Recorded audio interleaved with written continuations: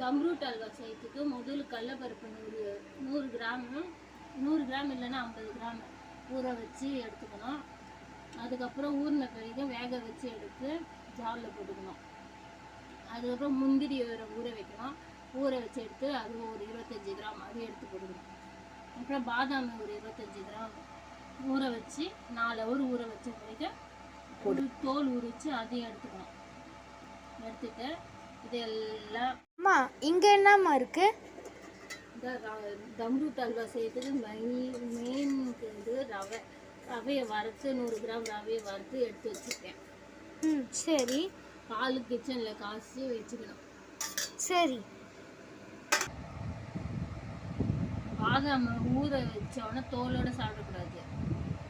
அதனால அது ஏதோ இதில் வந்து பாய்சனாக ஏதோ வருமா. அதனால பாதாமை வந்து ஊற வச்சோன்னா தோலை உரிச்சு தான் சாப்பிடுவோம். உரிச்சு வச்ச பாதாமை அதையும் மிக்சியில் போட்டுக்கணும். முந்திரியை உரிச்சு வச்சது, முந்திரி வந்து ஊற வச்ச முந்திரியை போட்டாச்சு. இதெல்லாம் ஃபைன் பேஸ்ட்டாக அரைச்சி வச்சுக்கணும். ஃபைன் பேஸ்ட்டாக அரைச்சி இதை வந்து தம்ரூட் அல்வா செய்யும் போது அதுக்குள்ள மிக்ஸ் பண்ணணும். பாலில் கொதிச்சு வச்ச பாலில் இந்த வறுத்து வச்ச ரவையை கொட்டணும். கொட்டு நல்லா மிக்ஸ் பண்ணணும். கட்டி வராத அளவுக்கு மிக்ஸ் பண்ணணும். அதுலேயே இந்த பால்லேயே இந்த ரவை வேகணும்.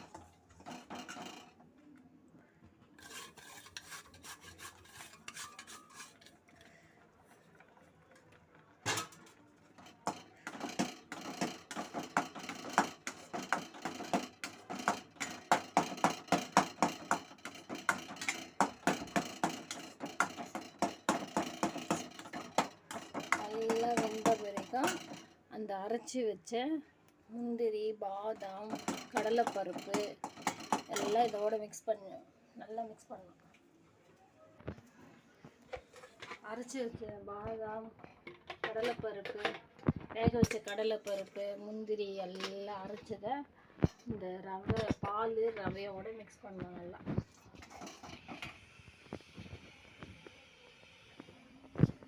300 கிராம் சர்க்கரையை இதோடு நல்லா மிக்ஸ் பண்ணணும். அப்புறம் கொஞ்சம் ஏலக்காய் தட்டி போடணும். போட்டு நல்லா கிண்டணும். சர்க்கரை போட்டு நல்லா மிக்ஸ் பண்ண பிறகு நெய் விடணும். ஒரு 50 கிராம் நெய் விட்டு மறுபடியும் நல்லா கிண்டணும். அப்புறம் ஃபுட் கலர் போட்ட பிறகு உங்களுக்கு காட்டுறேன். கொஞ்சம் ஃபுட் கலர் இதில் போடணும். ஃபுட் கலர் போட்டு நல்லா மிக்ஸ் பண்ணணும். நல்லா மிக்ஸ் பண்ணணும். இந்த கலர் வந்து லைட் எல்லோவாக மாறும். இது வந்து எங்களால் முடிஞ்ச வீட்லேயே செய்கிற தம்ரூட் அல்வா, ஏழைகளுக்கு ஏற்ற தம்ரூட் அல்வா. ப்ராப்பராக இது மைக்ரோவேவன்லாம் கிடையாது எங்கள் வீட்டில். இதனால தான் நாங்கள் கிச்சன்லேயே பண்ணுறோம். எங்களால் முடிஞ்ச குழந்தை விரும்பி கேட்டதுனால நாங்கள் செய்கிறோம். ஃபைனலாக பாதாம் முந்திரியை அப்படியே மேலே தூவி தம் போட்டு இறக்குனா தம்ரூட் அல்வா ரெடி.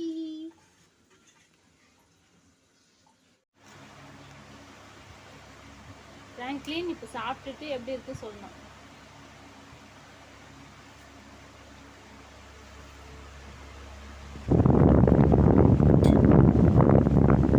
மறக்காம லைக் போடுங்க ஃப்ரெண்ட்ஸ்.